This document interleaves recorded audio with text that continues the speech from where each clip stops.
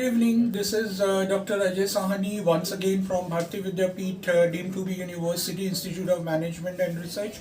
I have been pondering since almost 3 weeks to talk about what are the spiritual symptoms of those people who have a very high spiritual intelligence. So, 10 symptoms of spiritual intelligence. Well, I would like to give credit to Giridhari Prabhu and Swami Gyanvatsal Maharaj, because I just saw their videos on YouTube, and they both have read the book as I have read the book, which is a path-breaking book by Dr. Dana Zohar and Dr. Ian Marshall.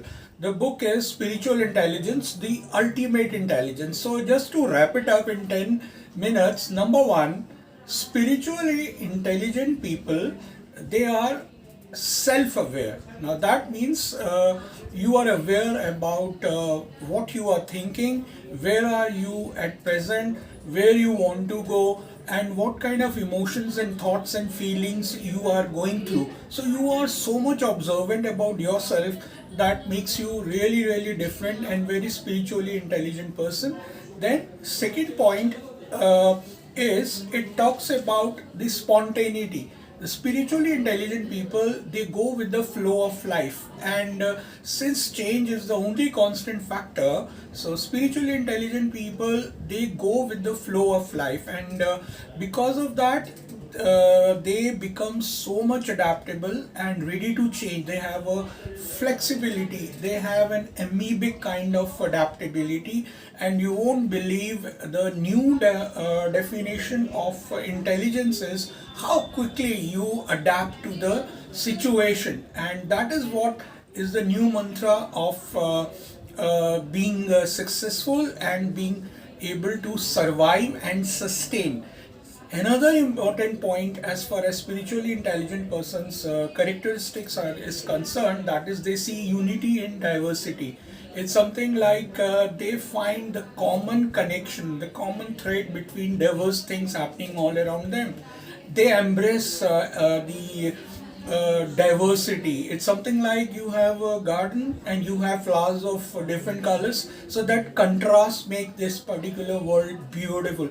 So another important symptom of spiritually intelligent people is they have a broader vision, and they see the things as we call as a bird's eye, eagle's view, or a pilot's view. And then another important aspect is they practice empathy. This is a very important trait, so that's what makes them totally different from others. They would put themselves into mental boots of any person and then take a decision, because if you are a manager and heading a particular group or a company, you are going to see the perspectives of entire team members and you think from heart. So broader vision, that is what they are looking forward to, and when they see a broader picture, a global view, an aerial view, you are going to see the physical, mental, emotional, spiritual, and then how God would have really taken a decision. So it's a win-win situation that spiritually intelligent people really practice. The most important another factor that spiritually intelligent people practice is that of they live a life of purpose. In any project, in anything, any particular event, they would embark on a particular task by the basic motive of purpose. What is the purpose behind this? And if that purpose is, of course, others driven, they will go for it. And they always ask why should they do it, for whom they should do it, what they should do it, when they should do it, and how they should do it. So they live a purpose full life, and of course the life that is governed by their inner values and their principles. And another feature, another characteristic trait of spiritually intelligent people is that of they don't have a sheep mentality, they don't follow the crowd, and that's what makes them totally unique. They don't follow the conventions, the norms, the life that makes them their purpose meaningful. the life that is guided by their value systems and principles, that is what that kind of life they will lead. They will never follow the crowd.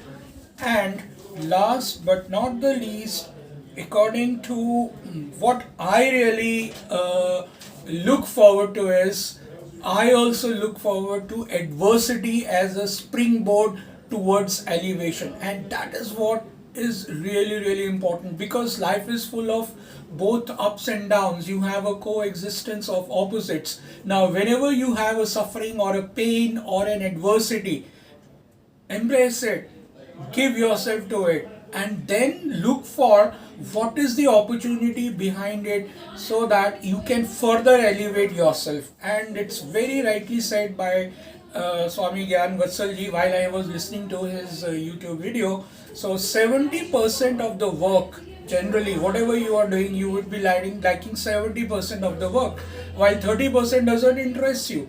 But life is a package deal. So in order to enjoy that 70% of your work, you need to do that 30% of the work that you don't like.